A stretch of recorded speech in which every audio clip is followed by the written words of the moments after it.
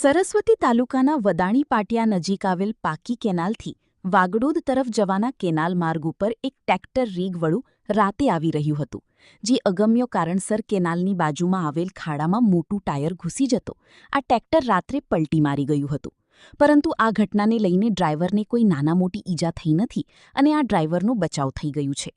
આ કેનાલની બાજુમાં આવેલ ખાડાને પુરાણ કરીને માર્ગ વ્યવસ્થિત બનાવવામાં આવે તેવું આ માર્ગ પર ચાલતા વાહન તાલુકો તેમજ બાઇક તાલુકો મુખે સાંભળવા મળી રહ્યું છે, જેને લઈને જે તે ખાતાને લગતા વળતા આ માર્ગ ઉપર ખાડાને પુરાવવામાં આવે તેવી માંગ ઉઠવા પામી છે.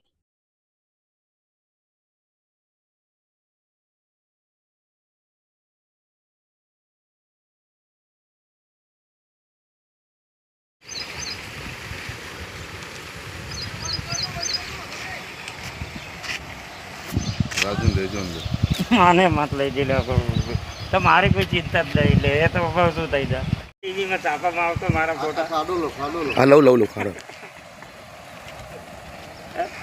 શું આવતો ટીવીમાં મીડિયમ એમાં શું તો ગુના થોડા કરીએ વિડીયો